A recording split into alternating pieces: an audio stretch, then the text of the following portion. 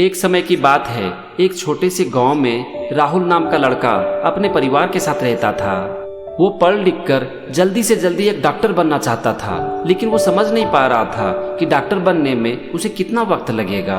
वो मेहनत करने के लिए भी तैयार था, लेकिन वो जानना चाहता था कि इस काम में उसे कितना वक्त लगेगा। वो अपने गांव और आसपास के बहुत से लोगों से मिला और सबसे एक ही प्रश्न पूछा कि वो पढ़ लिख कर एक डॉक्टर बनना चाहता है, वो मेहनत करने के लिए भी तैयार है, लेकिन वो जानना चाहता है कि उसे कब तक मेहनत करनी पड़ेगी और डॉक्टर बनने में उसे कितना वक्त लगेगा। लेकिन उसके इस प्रश्न का कोई भी ठीक से जवाब नहीं दे पा रहा था। उसके गांव से कुछ दूर एक पहाड़ पर एक साधु रहते थे। ऐसा माना जाता था कि वो साधु एक बहुत ही बुद्धिमान व्यक्ति हैं और जो भी अपने जीवन की समस्याओं को लेकर उनके पास जाता है वो बहुत ही अच्छे से उसका समाधान बताते हैं। तो राहुल ने भी उस साधु से मिलने का निश्चय किया और एक दिन उनसे मिलने के लिए उनकी कुटिया में पहुंच गया। राहुल साधु के पास पहुंचा, हाथ जोड़कर उन्हें प्रणाम किया और उनसे पूछा कि बाबा, मैं पढ़ लिख कर जल्दी से एक डॉक्टर बनना चाहता हूँ, मैं मेहनत करने के लिए भी तैयार हूँ, लेकिन मुझे ये बताइए कि मुझे डॉक्टर बनने में कितना वक्त लगेगा। तो इस पर साधु ने जवाब दिया, 10 साल। तो यह सुनकर राहुल बोला कि बाबा, इतना वक्त लग जाएगा?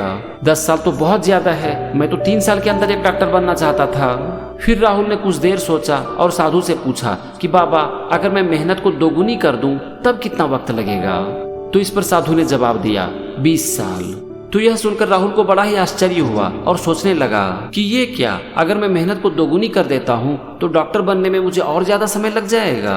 वो कुछ समझ नहीं पाया, लेकिन फिर उसने साधु से पूछा कि बाबा, अगर मैं 3 गुनी मेहनत करूं तब कितना वक्त लगेगा? तो इस पर साधु बोले, 30 साल। अब राहुल कुछ समझ नहीं पाया और पूरी तरह से कंफ्यूज्ड हो गया। फिर उसने साधु से पूछा कि ये क्या बाबा, मैं जितनी ज्यादा मेहनत करूंगा मुझे डॉक्टर बनने में उतना ही वक्त लगेगा? तो इस पर साधु बोले कि हाँ बेटा, तुम जितनी ज्यादा मेहनत करोगे तुम्हें डॉक्टर बनने में उतना ही ज्यादा वक्त लगेगा। तो राहुल ने आश्चर्य से पूछा, क्या ऐसा क्यों बाबा? तो इस पर साधु बोले कि बेटा, तुम्हारा लक्ष्य है एक डॉक्टर बनना और तुम उसके लिए मेहनत करने के लिए भी तैयार हो, लेकिन तुम जरूरत से ज्यादा अपने लक्ष्य के ऊपर फोकस कर रहे हो, जबकि तुम्हें फोकस करनी चाहिए अपने काम के ऊपर, प्रोसेस के ऊपर, वो प्रोसेस जिसे फॉलो करके तुम्हें तुम्हारे लक्ष्य की प्राप्ति होगी। तुम एक डॉक्टर बनना चाहते हो, ये बहुत ही अच्छी बात है। तुम मेहनत करने के लिए भी तैयार हो, ये तो और अच्छी बात है। लेकिन तुम्हारी प्रॉब्लम क्या है? तुम फोकस कर रहे हो परिणाम के ऊपर, और परिणाम कभी भी हम इंसान के हाथ में नहीं होता।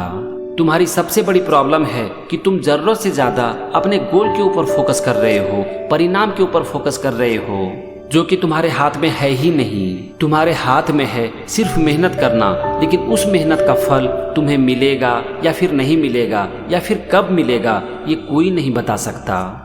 इसीलिए अगर तुम डॉक्टर बनना चाहते हो तो ये सोचना छोड़ दो कि तुम डॉक्टर कब बन सकते हो, और बस अपना सारा ध्यान अपने लक्ष्य से हटाकर अपनी पढ़ाई पर लगा दो, जिससे कि तुम एक डॉक्टर बन सकते हो।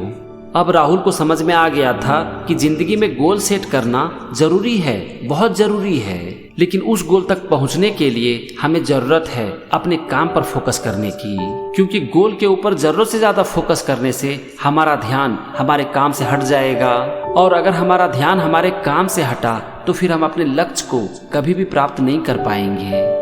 दोस्तों, ये थी एक छोटी सी कहानी जो कि हमें यही सिखाती है कि जीवन में गोल सेट करना बहुत ही जरूरी है, लेकिन गोल के ऊपर फोकस करने से हमारा गोल अचीव नहीं हो जाएगा।